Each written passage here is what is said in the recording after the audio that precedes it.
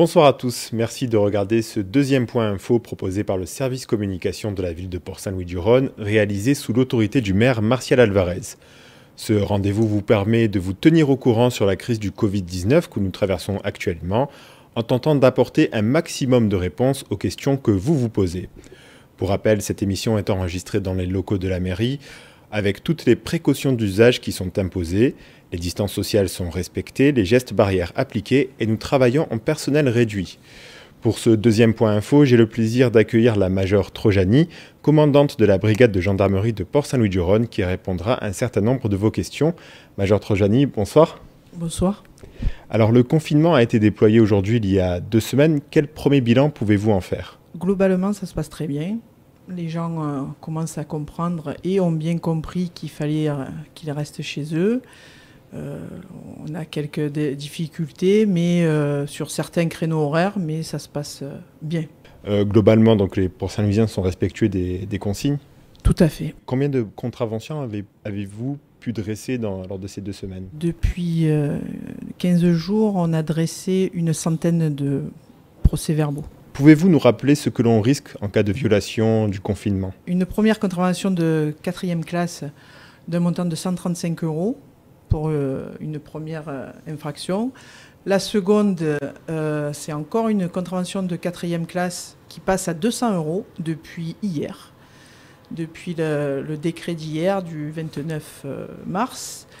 Et ensuite, la troisième infraction du même type dans les 15 jours, ça passe en C5 et c'est une contravention de 1 500 €. Au-delà de la troisième fois, à partir de la 4e, il s'agit d'un délit qui est punissable d'une peine de prison et d'une amende de 3 750 €, il me semble. Est-ce qu'il y a un droit à l'erreur, un droit à l'oubli, si je n'ai pas mon attestation sur moi ? Je pense que depuis 15 jours, non, on n'a plus droit à l'erreur. Et en parlant d'attestation, est-ce que l'ancienne version est toujours valable ? L'ancienne version est toujours valable du moment que vous rajoutez l'heure et qu'elle montre 1 heure de sortie. Si je n'ai pas d'imprimante, est-ce qu'il est possible de rédiger l'attestation sur papier libre ?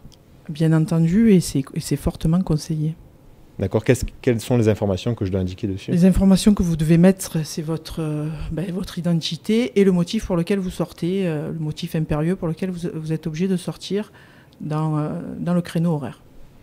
Admettons que je dois juste sortir mes poubelles en face de chez moi. Est-ce que j'ai le droit de ne pas avoir mon attestation sur moi ? Pour sortir les poubelles en face de la maison, non, c'est pas nécessaire d'avoir une autorisation de sortie. Concrètement, comment se déroule un contrôle ? Est-ce qu'il y a des gestes qu'on peut effectuer pour vous faciliter la tâche ? Quand on contrôle un véhicule, c'est nous montrer l'attestation et la carte d'identité au travers de la vitre. Quand c'est des piétons, à une certaine distance pour qu'on puisse lire le motif et la pièce d'identité, de nous la présenter. On n'a pas besoin de prendre les papiers en main. Et si vous êtes en infraction, de toute façon, on prendra une photo et on verbalisera à distance. Est-ce que les policiers municipaux sont également en mesure de verbaliser les Port-Saint-Louisiens ? Depuis le 23 mars, ils sont en mesure d'établir des contraventions de 4e classe et de 5e classe. Lors des contrôles, on a pu voir que certains policiers ou gendarmes ne portent pas de masque. Pourquoi ? Pourquoi ? Parce que la priorité est aux soignants et tant que nous ne sommes pas malades, il n'y a pas de raison que nous portions de masque.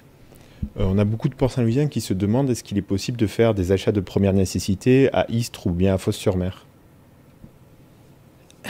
C'est fortement déconseillé de faire de grands trajets. Maintenant, du moment que vous trouvez tout sur Port-Saint-Louis, il n'y a pas de raison d'aller sur Istres ou sur Arles ou ailleurs. Donc c'est vraiment si c'est nécessaire ? C'est vraiment si c'est nécessaire et que vous ne trouvez pas les produits sur Port-Saint-Louis. On sait que dans les motifs de l'attestation, il y a les activités sportives. Est-ce que vous pouvez nous rappeler dans quelles conditions nous pouvons en effectuer ?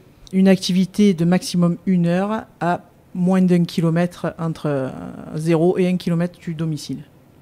Est-ce qu'il est toujours possible de nourrir des animaux qui ne sont pas de notre domicile ?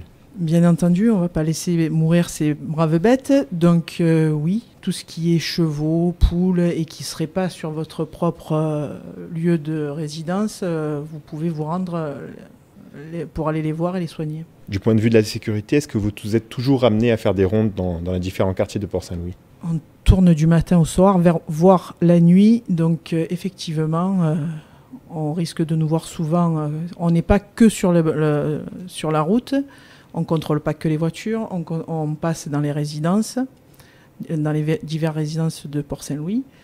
Et quand on voit du monde, on les contrôle. Et s'il y a des attroupements qui sont anormaux, on contrôle tout le monde et on verbalise tout le monde si c'est nécessaire. On a vu depuis la mise en place du confinement une augmentation des violences intrafamiliales en France. Est-ce que c'est aussi le cas pour Saint-Louis-du-Rhône? Non, pas pour l'instant. Aujourd'hui, à ce jour, on n'en a pas constaté plus que d'habitude. Enfin, est-ce que vous avez un message à faire passer aux Port-Saint-Louisiens? Il est simple, hein. Restez chez vous. Ok. Merci d'avoir accepté notre invitation. Merci à vous.